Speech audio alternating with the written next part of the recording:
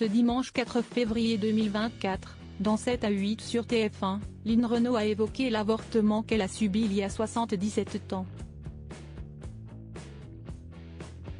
Aujourd'hui encore, à 95 ans, l'ex-meneuse de revue a des regrets quant au fait qu'elle n'aura jamais eu d'enfant.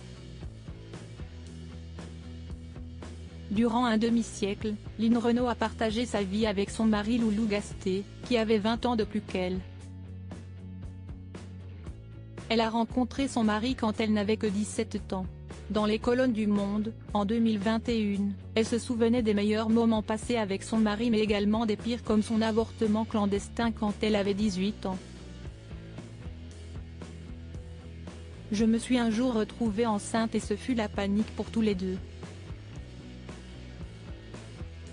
Il n'était pas question que je me retrouve dans la situation de ma grand-mère, disait la comédienne.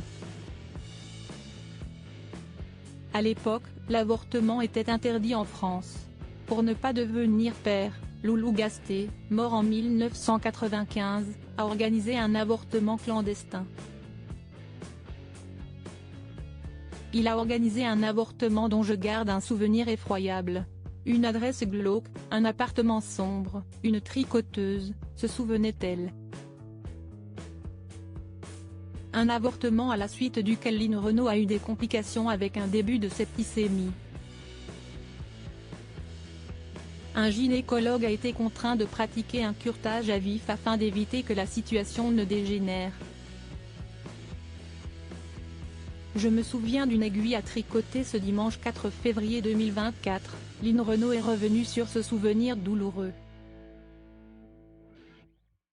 77 ans plus tard, Lynn Renaud regrette encore de ne jamais être devenue mère comme elle l'a confié dans 7 à 8. Je suppliais pour qu'il change Davis, et non.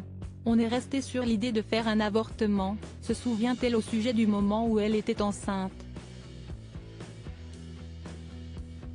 Puis, des images lui sont revenues au sujet de cet avortement, toute ma vie, je me suis souvenu d'un escalier noir.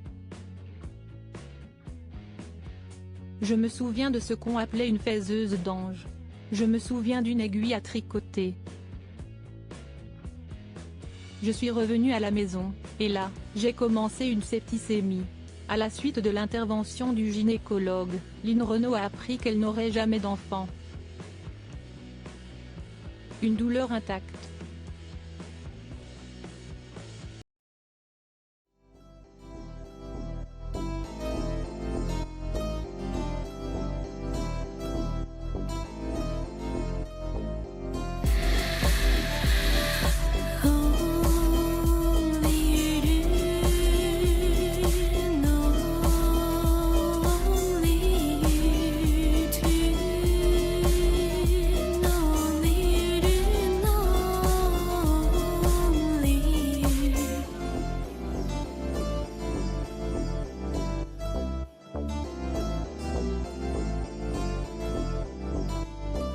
To